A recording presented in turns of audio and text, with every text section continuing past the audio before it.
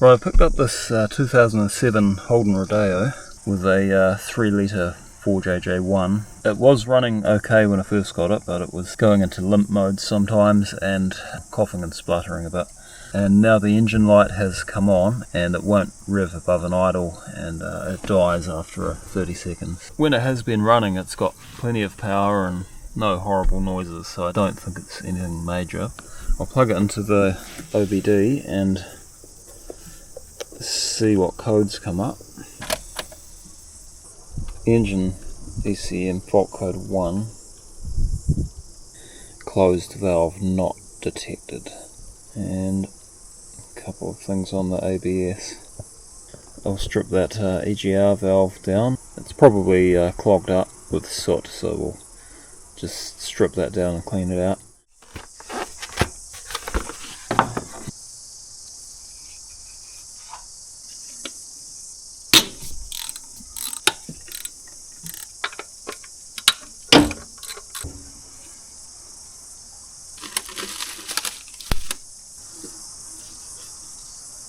Yeah, it's quite oily in there. She's obviously got a bit of blow-by. While I'm down here, I'll take the rocker cover off and check the valve clearances, because it does have a bit of a rattle on the top end. And I'll take the inlet manifold off as well and give that a good clean out. I suspect that's going to be full of carbon.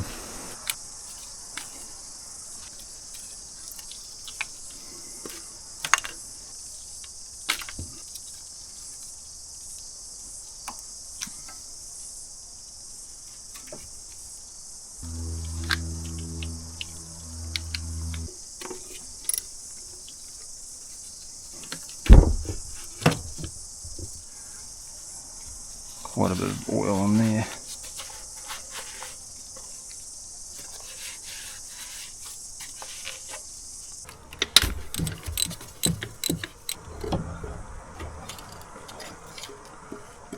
Yeah, that's pretty well caked up in there. That valve is open at the moment. So that valve was stuck open. There's some carbon build-up around the shaft, which is preventing it from closing.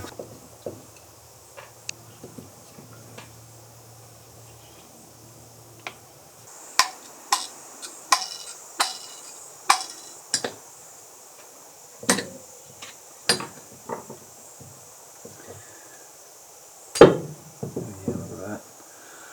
That's pretty filthy actually. A lot of carbon build up in there.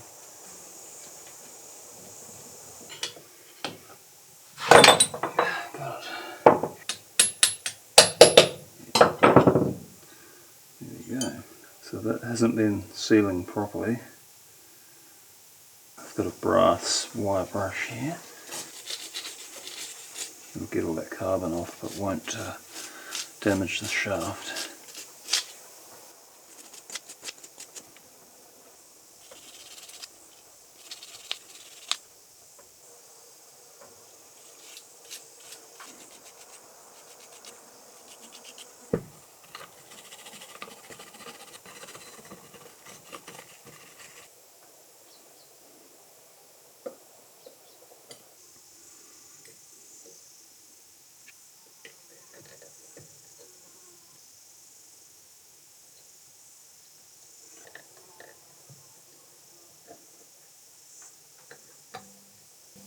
Got. Oh yeah, that's a lot better.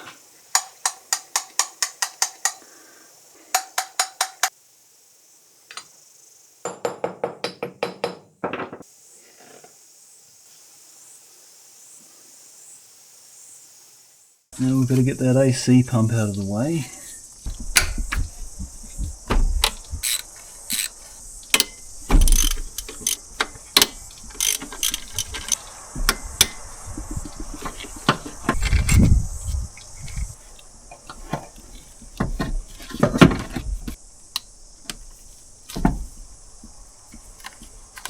Take the AC pump bracket off.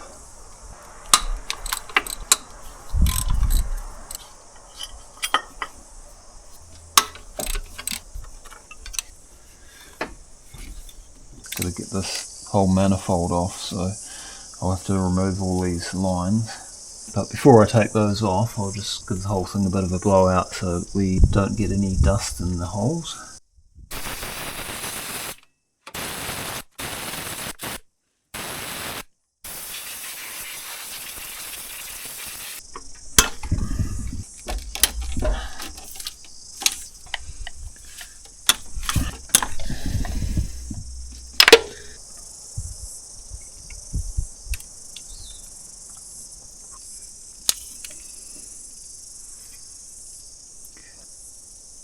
Oh, there's actually a bit of rust in there.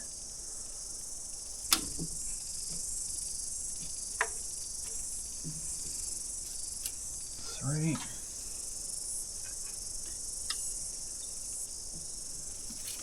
That's the fuel lines off, and I've just put a rag over the ports there at the fuel pump just to keep any rubbish out of there, because we've got to take this off.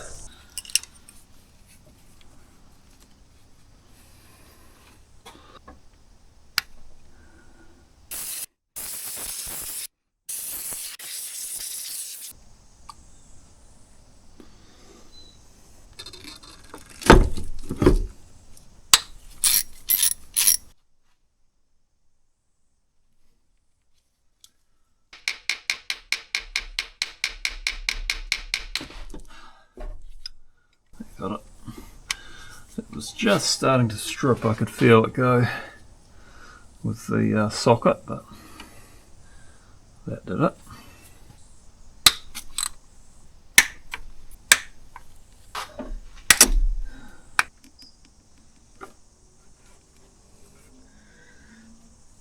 Oh man, that's pretty crusty under there. Looks like it hasn't been maintained very well.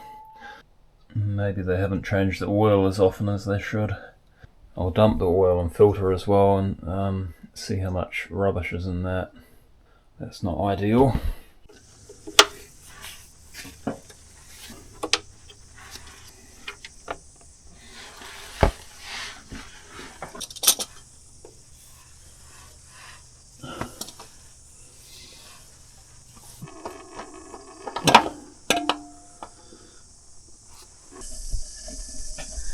There's no bits of metal in the oil filter that I can see. There's no water in the oil.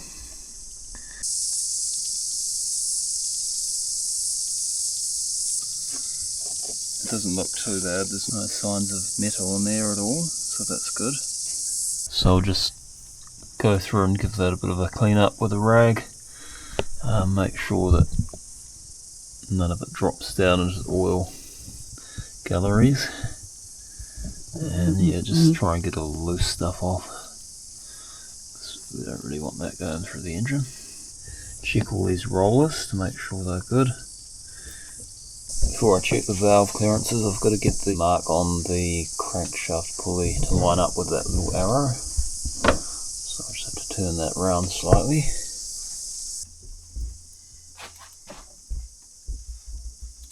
It's on top dead centre number 4, so I can do these 4, that one and that one in this position.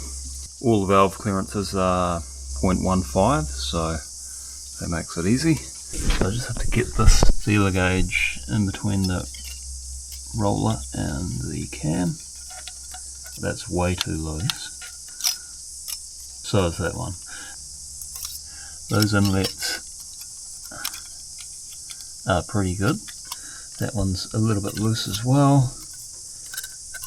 That one is pretty good. See, I might be getting a false reading with all this crust on the lobes as well, so I'll just have to bring it forward a bit and try it again.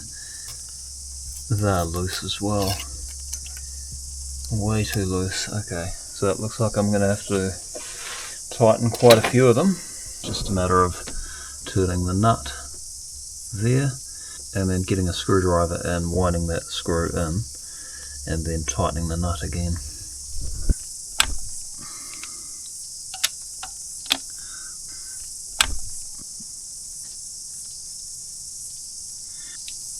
Yeah, that's much better.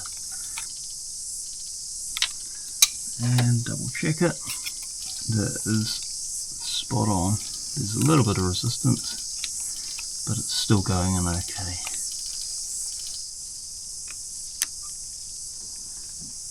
That's perfect.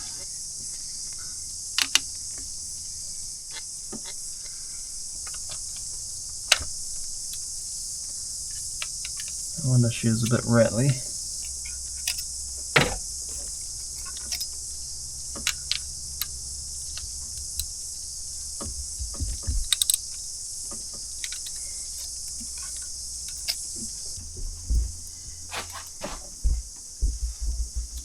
Alright, I've rotated the crankshaft 360 degrees. Now I can check these valves.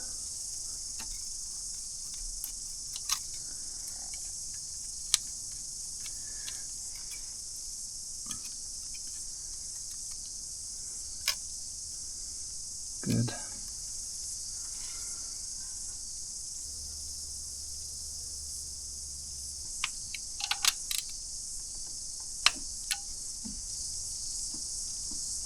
Just needs like a little, about a millimetre.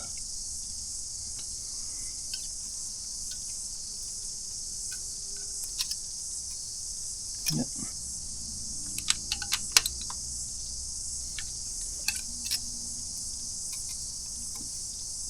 Right, all the rest of them are pretty good, so I'll leave it at that. While I'm in here, I'll just check all the nuts and bolts to make sure they're torqued up.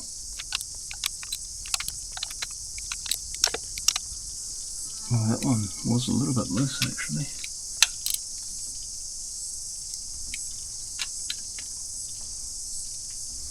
That's good.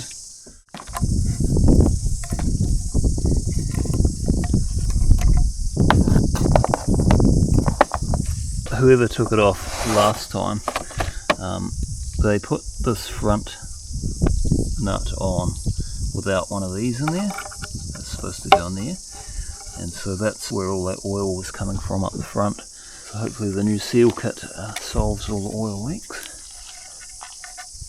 It's always a worry when you see that an amateur has been in and like left parts out and like put too much gasket glue on and that sort of thing, because you wonder what else have they done? Have they been into any other parts of it?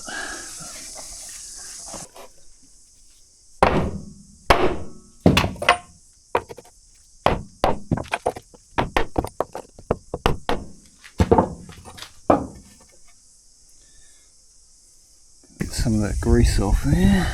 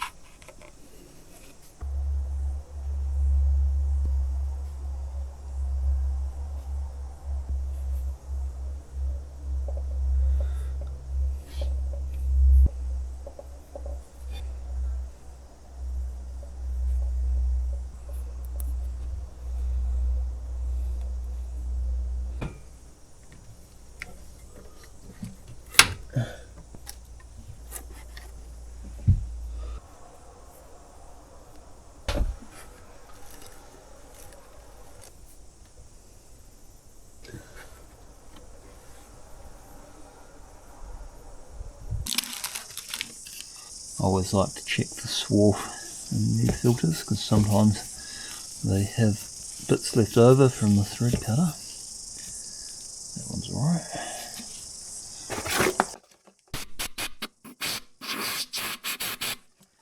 Good. A few drops of clean oil on the seal.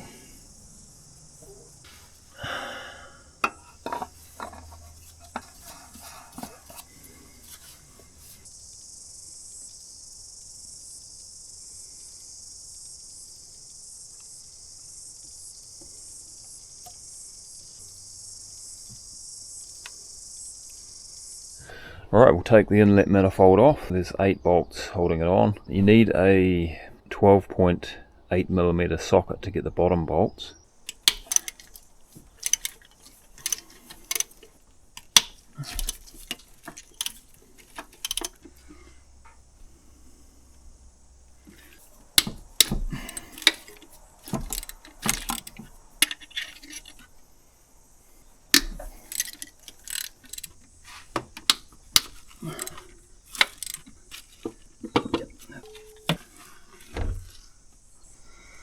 What a mess.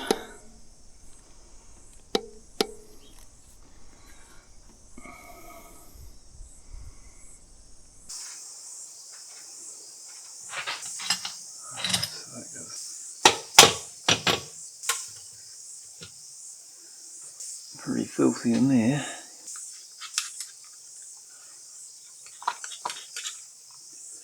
Quite a bit on that valve.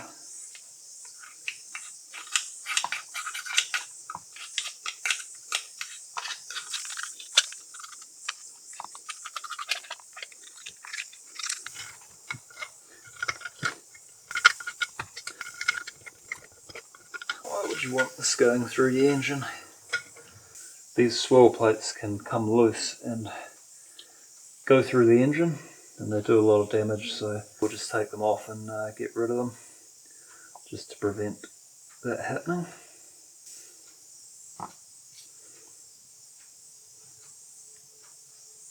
Oh yeah, look how filthy that is.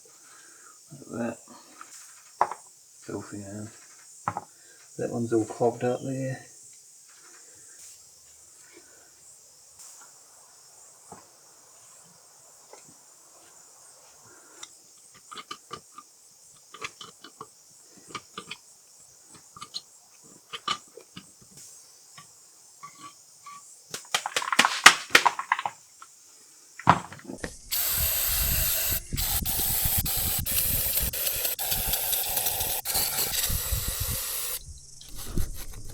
Always make sure you use someone else's toothbrush for this job.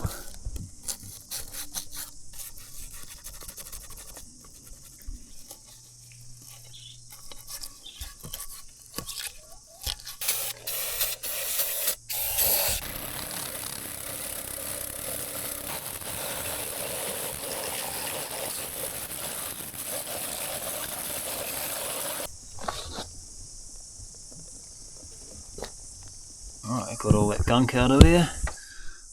Okay, I'll just try and wipe away the worst of that carbon from the intakes. Wipe from the inside out, and that should prevent any carbon going into the cylinders. It's pretty disgusting what goes through your engine. Looking at all this carbon, that's got to be shortening the engine life quite a bit. A lot of people will just delete the EGR valve. You can get a blanking plate that covers up the intakes, and then you plug a cable into the mass airflow sensor, or you can put a resistor between two of the wires, and that tells the computer that the temperature is below 2 degrees, so the EGR valve doesn't open and avoids throwing up any faults. Just stops all the crap coming from the exhaust back through to the inlet manifold, which is probably what caused all this crustiness in the top end in the first place, pumping all that soot and rubbish into the engine.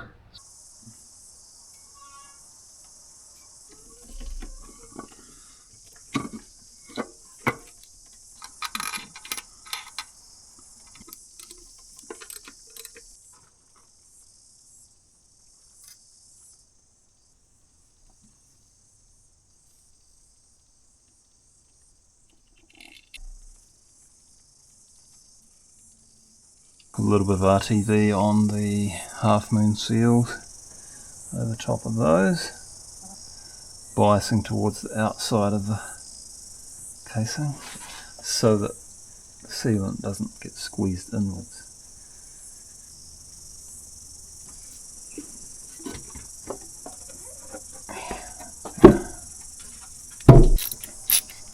I'm going to tighten these down evenly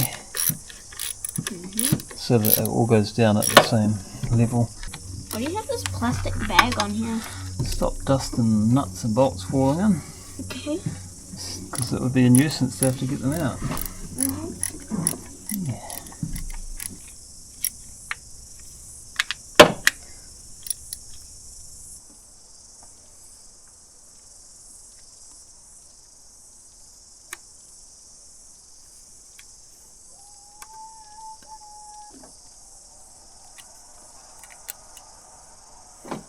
Those clips back on.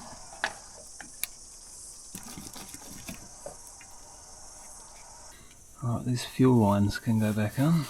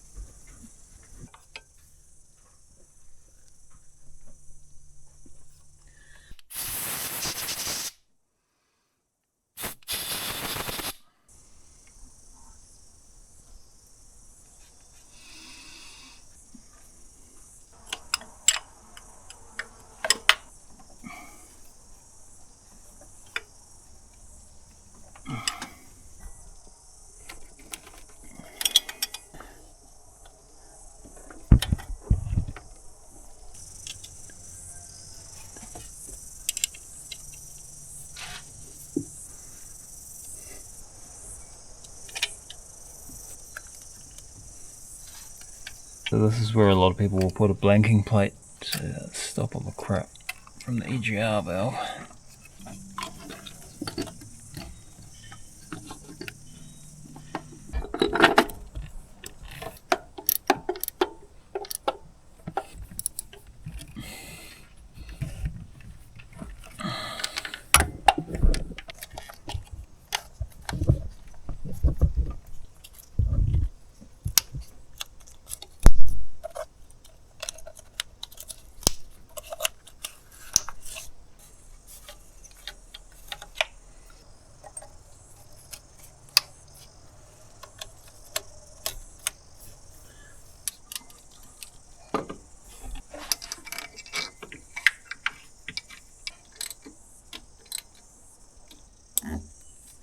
And the aircon belt.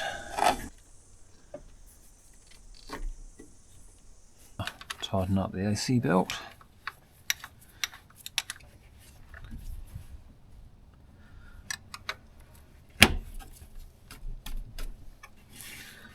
Done.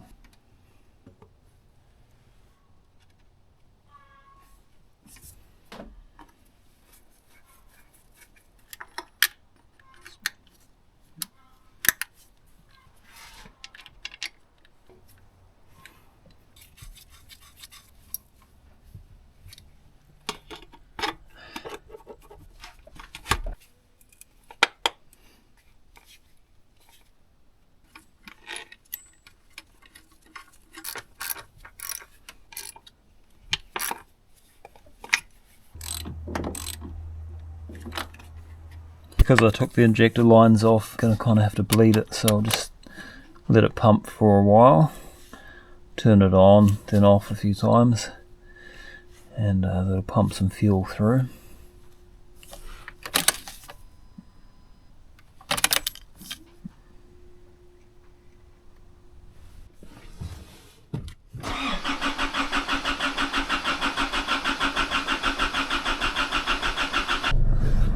Alright, the engine light has gone off. Nice. That's sounding a lot better. And it's actually revving now, so I'll take it for a wee test drive. Looking good. Can't see any leaks down there.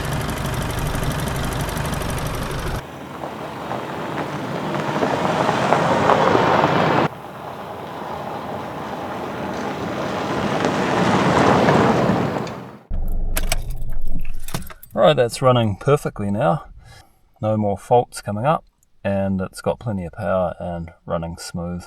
It's actually running a lot quieter than it was before because I've done the valve clearances. There's no more tapping rattliness in the top end, so that's good to get that solved. So hopefully that helps a few people who are dealing with fault codes and limp modes. Quite often it's just something simple like the EGR valve clogged up. It does take a wee while to get that manifold off, but yeah, it's definitely worth doing to get all that carbon out of there and cleaned it all up. It's got a lot more power than it had before as well.